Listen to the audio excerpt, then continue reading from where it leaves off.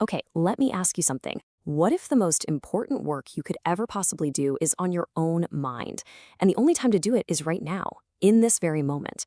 That's the powerful, urgent message from the Thai forest master Ajaan Funn Ācāro, and we're about to dive into what that really means for all of us. So he kicks things off with this really potent, kind of shocking image. See, in the Thai language, the word for worries is the same as the word for noose. And his point is incredibly stark. To die wrapped up in your worries is to die as if you're caught in a noose, completely trapped by your own mind. All right, so what exactly is this noose he's talking about? I mean, it's obviously not a literal rope, right? No. It's that tangled mess of attachments, our anxieties, and all the delusions that trap our minds, especially when we face our final moments. And the most crucial part of his argument? We're the ones who tie every single knot. So let's really break that down. What does it actually mean to be caught like that? Let's start with Ajaan Funn's diagnosis of the problem. According to Ajaan Funn, the noose is something we build ourselves, piece by piece, out of our own thinking.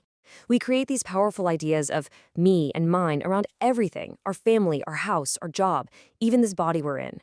All of it is fundamentally impermanent, but we cling to it. And that clinging, that's what creates the constant hum of worry in the background. And the root of all this is a deep, fundamental delusion. We truly believe this body is ours to command, don't we? But as Ajaan Funn points out, can you honestly tell it not to get sick? Can you tell it not to grow old, not to feel pain? Of course you can't. The belief that it's completely ours is the very heart of the delusion. This whole idea that we create our own traps, well, it leads to a central principle in his teaching. The mind is the architect of literally everything we experience, good and bad. You know, the mind's power is just immense.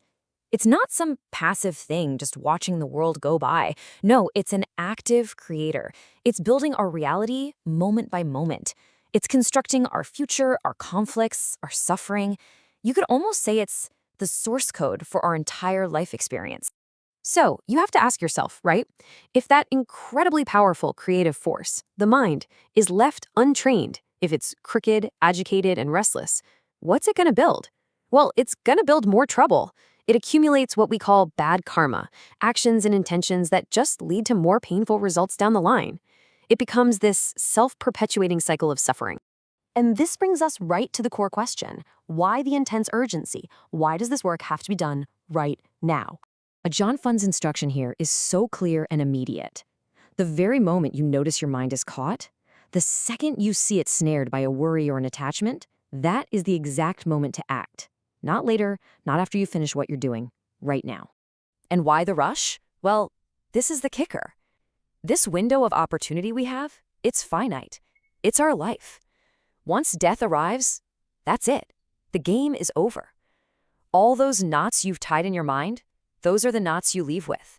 There's no untangling them from the great beyond. And the final piece of this urgent puzzle is that nobody else can do this for you. Nope, not a teacher, not a monk, not even a Buddha. They can only point the way. The actual work of untangling your own mind, that is your personal responsibility, and you can't delegate it to anyone.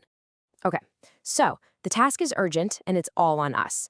The big question then is, how do we actually do it? How do we go about straightening out what's crooked? Let's look at the method. Ajaan Funn breaks it down into this really clear three-step process.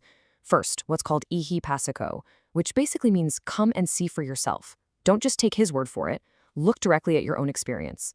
Step 2, you have to quiet the mind, usually through concentration practice. And then, step 3, once things are quiet and you can see the mind clearly, that's when you correct it. You adjust what's off-center, right there in the moment you notice it. And he has this absolutely beautiful metaphor for this work. He says you're like a craftsman, a carpenter, carefully looking at a piece of wood.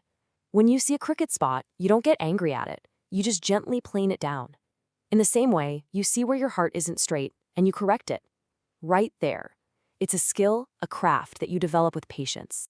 So what happens when you do this work? What's the result? Well, it leads us to a final crucial choice. We are all actively shaping one of two very different outcomes for our own mind. And look, the two paths couldn't be clearer. On one side, you've got the crooked mind. It stays tangled in that noose, it's worried, agitated, and it just keeps creating the conditions for more suffering. But on the other side, you have the polished mind. It's free, it's peaceful and clear, and it creates goodness. These aren't just abstract ideas. They are the direct results of how we choose to work with our mind moment by moment by moment. At the end of the day, this whole practice, all this work, is pointing toward that one final moment. It's about not carrying a lifetime of unresolved mental baggage into death. The goal is to arrive at that transition with a mind that is light, unburdened, and free, to die outside of the noose, not in it.